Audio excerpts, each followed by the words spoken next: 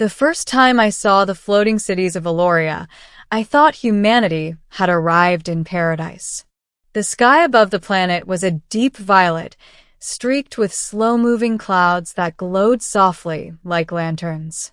Beneath them floated massive silver platforms, entire cities suspended by technology so advanced that our best engineers could only guess how it worked. And somewhere within those cities lived the Elorians.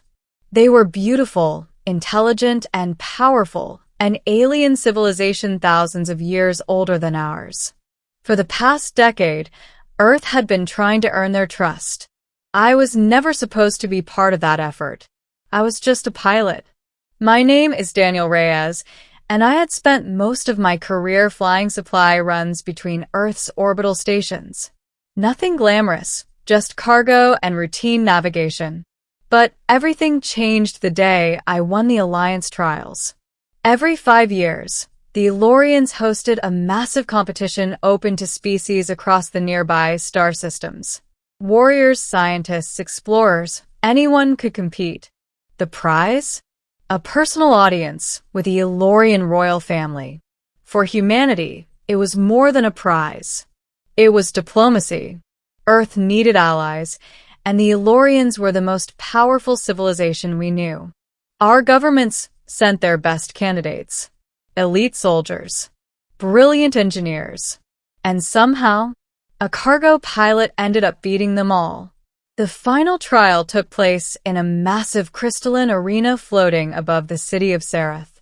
Thousands of alien spectators filled the hovering terraces surrounding it. The arena itself shifted constantly, walls rising and falling, platforms sliding into new positions, obstacles appearing without warning. The challenge wasn't strength. It was survival. Competitors had to navigate the maze while drones hunted them relentlessly. Most contestants lasted only minutes. Some were eliminated by traps, others by each other. By the time the final hour began, only 2 of us remained.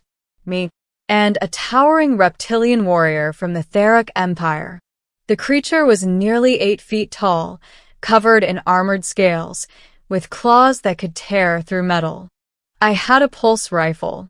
It felt wildly unfair. For me. But the arena wasn't just about combat. The platforms shifted beneath our feet. Gravity fields twisted direction without warning. Illusions flickered across the walls. The Theric warrior relied on brute force. I relied on thinking faster. And after 30 minutes of careful maneuvering, I triggered the final trap. A gravity inversion field activated beneath him. The massive alien suddenly lost his footing as the arena rotated 90 degrees. He slammed into a containment barrier and was instantly disqualified. The arena lights flashed blue. The trial was over. I had won. At first, the arena was silent. Then the crowd erupted. Alien voices, hundreds of different languages, filled the air as spectators rose to their feet. Hover cameras zoomed toward me as I stood there, breathing heavily, still trying to process what had just happened. A human had won the Alliance trials. That had never happened before. Above the arena, a massive platform descended slowly, and standing at its center was the Elorian royal family. They were taller than humans, with pale silver skin that shimmered faintly under the lights. Their eyes glowed softly, like stars behind glass. But the one standing at the front, she was impossible to ignore. Princess Lyra. Even among the Elorians, she stood out. Her long white hair flowed like liquid light down her shoulders, and the deep blue robes she wore shimmered with faint patterns that shifted like constellations. The moment her glowing eyes met mine, she smiled. It wasn't a diplomatic smile. It was something else. Something curious. Something amused. The platform touched down, and Princess Lyra stepped forward. "Daniel Reyes of Earth," she said, her voice clear and calm, carrying easily across the silent arena. You have completed the trials with remarkable skill. Her gaze lingered on me a moment longer than necessary. Then she lifted a small crystalline object. The prize for victory. The crystal floated gently from her hand toward me. When I caught it, the surface pulsed faintly with light. A key, she explained, to knowledge held within our royal archives. A gift granted only to those we trust. The crowd murmured. For Earth, this prize alone would be historic. But Princess Lyra hadn't finished speaking. Her glowing eyes held mine again, and her smile returned. But, she added softly, there is something else. The arena fell completely silent.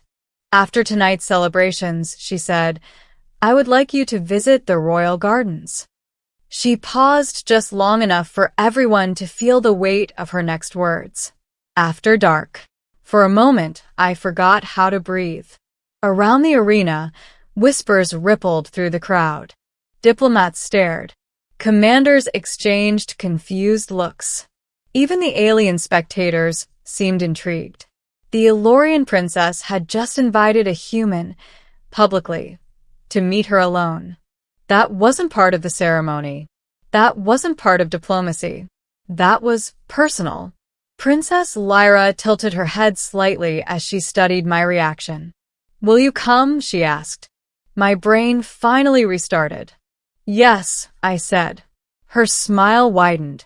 The celebration that followed felt like a dream. Delegates from half a dozen species congratulated me. Human diplomats practically dragged me aside every few minutes to remind me how important this moment was for Earth. You're making history, one ambassador whispered urgently. Don't do anything reckless. Easy for him to say. He wasn't the one who had just been personally invited by an alien princess. After several hours of ceremonies, speeches, and celebrations, the crowd finally began to thin. The sky above Eloria darkened gradually. Twin moons rose over the floating city. And, eventually, I slipped away. The royal gardens were located on the highest platform of Sereth. A quiet sanctuary surrounded by glowing trees and gentle streams that reflected the violet sky. Bioluminescent flowers lit the pathways like scattered stars. I expected guards, security, something. But when I arrived, the gardens were empty. Almost. At the far end of a crystal bridge, someone stood beneath a glowing tree. Princess Lyra. She was no longer wearing the ceremonial robes from the arena. Instead, she wore a simple silver dress that shimmered faintly in the moonlight. When she turned and saw me, that same curious smile appeared again. You came, she said. You invited me, I replied. She laughed softly. I did. For a moment, neither of us spoke. The night air was warm, carrying the faint scent of alien flowers. Finally, she gestured toward the garden. Walk with me. We moved along the crystal path together. You surprised everyone today, she said. Even me. Good surprise? I asked. The best kind. She glanced sideways at me. Most competitors treat the trials like a battlefield. They rush. They fight. Her glowing eyes sparkled slightly. You watched. You adapted.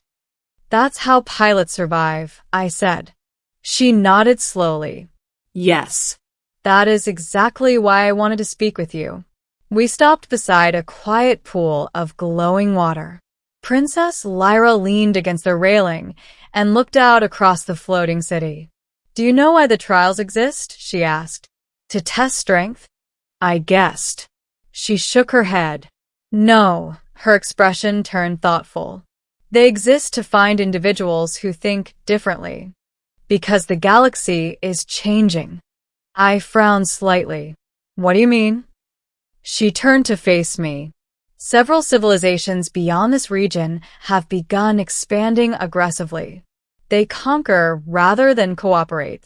Her voice lowered. My people believe conflict is coming. The weight of those words settled heavily in the quiet garden. And you think humanity will be involved? I asked. She studied me carefully. I think humanity will be important. Then her expression softened again. But that is not the only reason I invited you. Oh. She smiled faintly. When the trials ended, I watched your reaction. You didn't celebrate. You didn't boast. You looked surprised. Because I admitted. That, she said gently, is rare. Her glowing eyes held mine again. And refreshing. The silence between us stretched comfortably for a moment. Finally, she said something unexpected. Would you like to see something no human has ever seen before? That sounded dangerous. Yes, I said anyway.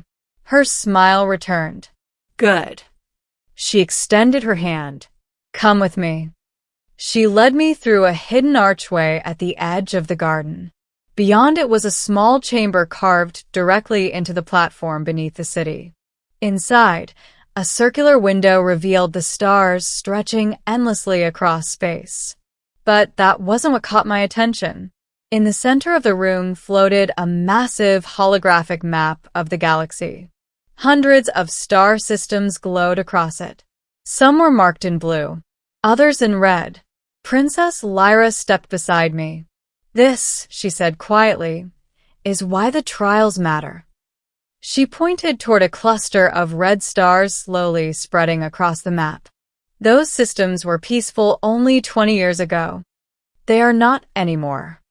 I studied the map. Who's doing this? She hesitated, then answered honestly. We don't know. That answer hung heavily in the room. Finally, I looked at her. Why show me this? Her glowing eyes met mine again. Because the galaxy may soon need people who think like you. And because, she added softly, I wanted someone honest to see it. I didn't know what to say to that. So I said the only thing that came to mind. You're trusting a cargo pilot with a pretty big secret. Princess Lyra laughed quietly. You are not just a cargo pilot anymore, Daniel Reyes. Her expression softened again. You are the champion of the trials. And perhaps, her voice lowered slightly. Something more. We stood there watching the map for a long time. Two figures from completely different worlds, both realizing that the galaxy might soon become far more dangerous.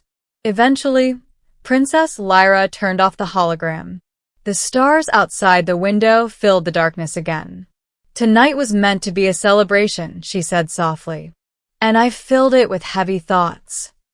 Not entirely, I said. She raised an eyebrow. Oh, you also invited me to a secret meeting in a royal garden. That's true. Her smile returned once more. And I'm glad I did. We walked back toward the garden entrance slowly. The twin moons hung high above the city now. When we reached the archway again, she stopped. For what it's worth, she said, I hope this is not the last time we speak. I grinned. Are you inviting me again? Her eyes sparkled. Perhaps. Then she stepped closer and placed something small in my hand. A second crystal. This one, she said quietly, will open a private communication channel to the royal palace. I stared at it in surprise. That seems important. It is. She tilted her head slightly. And I only give it to people I trust. For a moment, neither of us moved. Then Princess Lyra smiled one last time. Good night, Daniel Reyes. Good night, Princess.